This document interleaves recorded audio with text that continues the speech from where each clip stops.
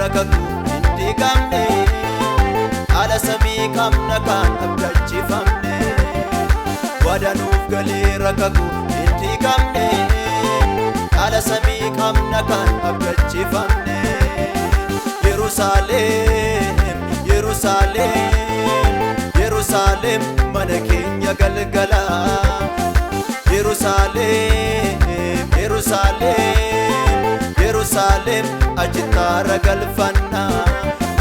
Yerusaalem mana keenya galgala Yerusaalem ajitara galfanna Yerusaalem mana keenya galgala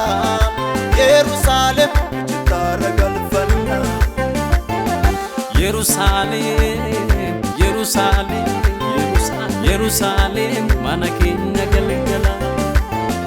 Yerusaalem Yerusaalem Yerusaalem achitara galfanna Yerusaalem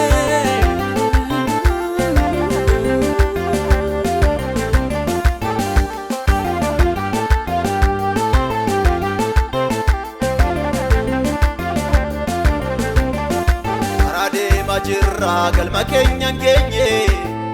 Biraga ufinna saguran nageenye Biyyi abdi keenya asmiti waaqarra Isabdachifamne inni jaan agarra Arade majirra galma keenya geenye Biraga ufinna saguran nageenye Biyyi abdi keenya asmiti waaqarra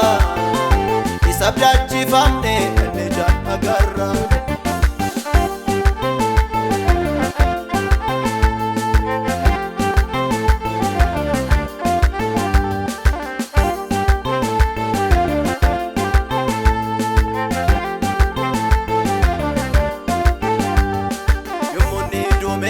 marfame mulatu warri biyya lafa iniyyuu waatu garuu isa wajjin olfinatti darbina biyya waaqa keessa olicha faarsina yommunni duumessan marfame mulatu warri biyya lafa iniyyuu waatu garuu isa wajjin olfinatti darbina Ya waaqa keessa olicha faarsina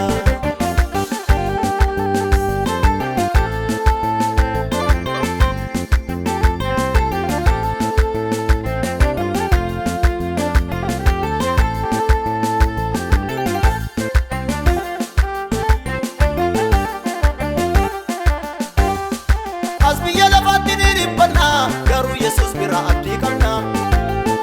Deemsa lafoona ni daganna gaaf tokko qilleensaan ol butamna As biyya lafaatti ni dhiphanna garuu Yesuus bira abdii qabna Deemsa lafoona ni daganna gaaf tokko duumessaan ol butamna Gaaf tokko qilleensaan ol butamna gaaf tokko duumessaan ol butamna Gaaf tokko qilleensaan ol butamna gaaf tokko duumessaan ol butamna Ol butamna